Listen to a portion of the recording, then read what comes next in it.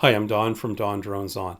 This is a quick update on some things going on with the Drone Pilot Association of Canada, DPAC, and, well, some other stuff happening. I'll start with our most recent quarterly meeting with Transport Canada, then start babbling about the other stuff. Don babbles on. Yeah, that's got a great ring to it. But first, some wee roll, this time from David Greenberg in BC. Something that looks nice and cool with all the hot weather we're having.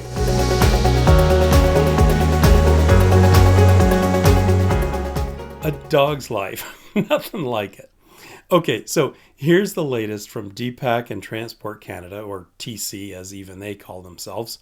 We had our latest quarterly meeting with them on June the 30th, with Mike Hill, Steve Bogner, Steve Bannister, and myself representing DPAC, and Jeremy Fountain and Mark Vanderregen on the TC side of the Teams call.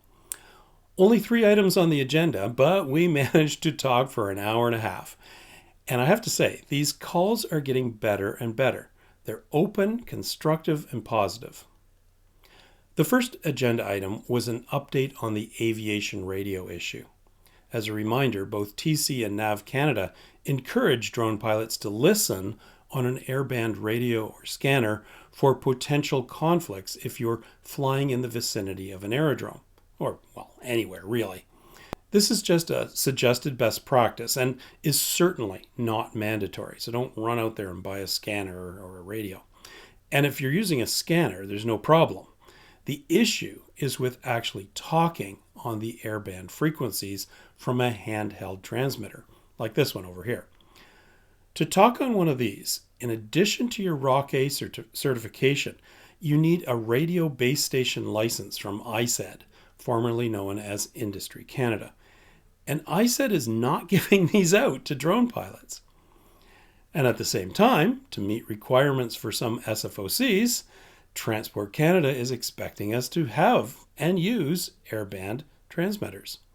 So Transport Canada and ISED have been trying to work out a solution for months now, to no avail.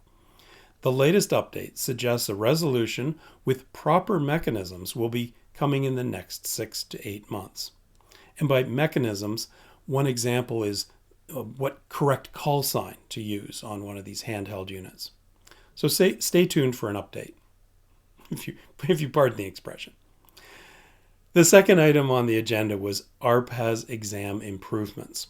As you know, this has been DPAC's #1 priority since our formation, to make the exam content more appropriate for drone and RC aircraft pilots, and to clean out nonsense questions like the famous, how long do you have to go between scuba diving and drone flying?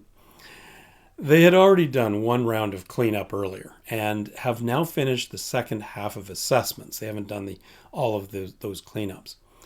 They have also done a number of specific question removals or edits based on the feedback I provided when I filmed myself retaking the advanced exam just recently.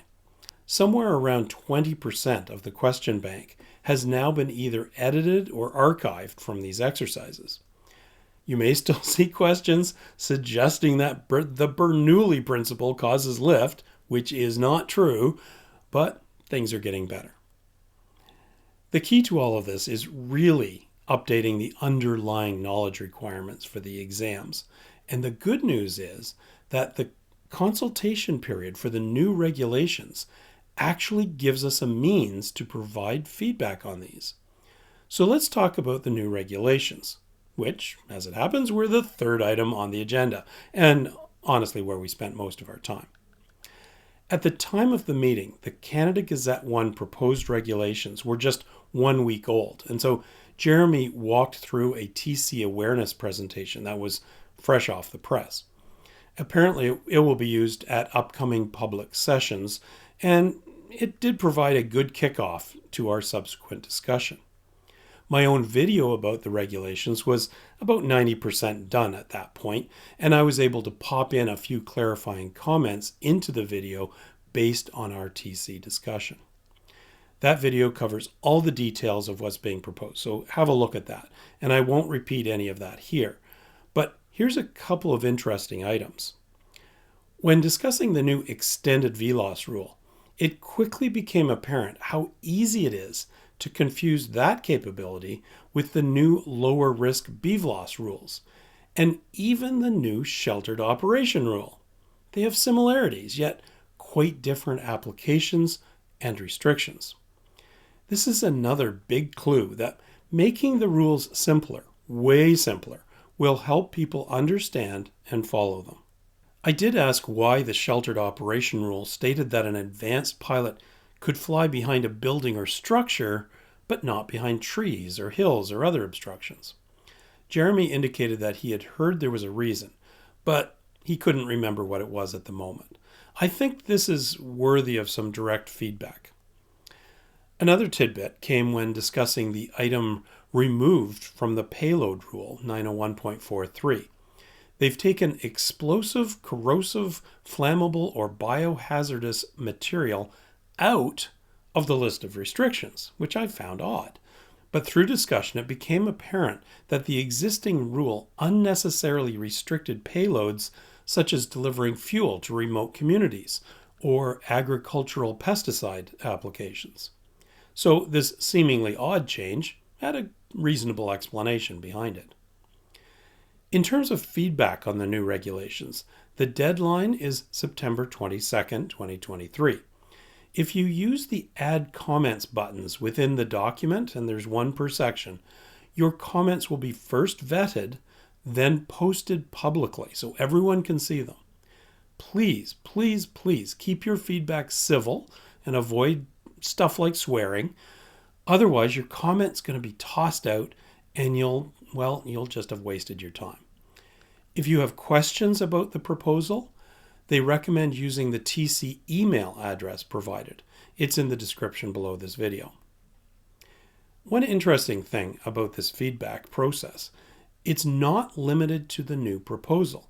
If you have feedback on anything in the current regulations, or even affiliated bits like, the knowledge requirements for the exams, which I mentioned, or the standards, this is your chance to be heard. And yes, of course, I'll be providing feedback myself. Plus, DPAC has been invited to a stakeholders meeting for detailed discussions. But you should put in your own feedback using your own words. I suspect Transport Canada will receive so much feedback, they'll be kind of in trouble.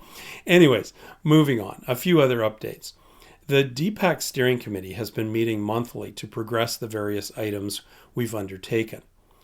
We're still moving forward on the basic training material and quiz program package that I shared a while back.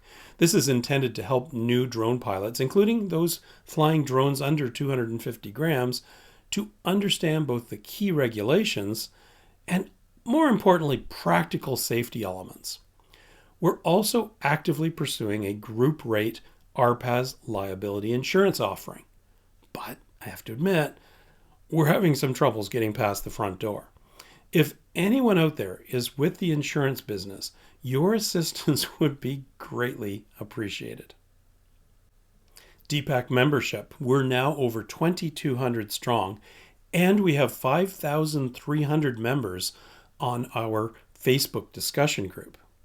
If you haven't already signed up on the DPAC website, please do so. It's free, and the more members we have, the stronger our voice is. We held our first DPAC Fly Day on July the 2nd, which was, really just an excuse for all of us to just get out there and fly our drones and RC aircraft. I hope you enjoyed the little montage video I put out from pictures you guys sent in. Myself, I joined Mike Hill and a small group of drone pilots in Kingston, Ontario, and had fun flying our drones together and, having a good laugh. Watch the DPAC Facebook group for our next Kingston event in case you want to participate. There's a link in the description below. Okay, there's always links in the description below. Next, following up on the Buttonville police drone collision, I finally received the last of the access to information requests I had put in. There's lots of interesting juicy bits to share with you guys, so watch for a video on that subject coming up soon. And finally, on a personal note, I'll be crossing something off my bucket list in a few short weeks. On July 22nd, I'm trying my first parachute jump, a tandem jump out of Gananoque. Hold on. Did I just say trying? No, it's do or do not, as Yoda would say. And I think he had it right for parachuting. And I will do it. Anyways, if you want to come out and cheer me on, drop me a line at DonDronesOn@gmail.com and I can provide you the coordinates. What I really need, though, is a great DPAC catchphrase I can yell out in mid-fall. So any suggestions you have, well, drop them in the comments. Why do I keep saying drop? I think it's on my mind. Okay, that's it for the updates. Enjoy more of David Greenberg's hilarious dog diving we roll. We roll. B-roll with the spirit of we. And I need more we roll, by the way, so send it in.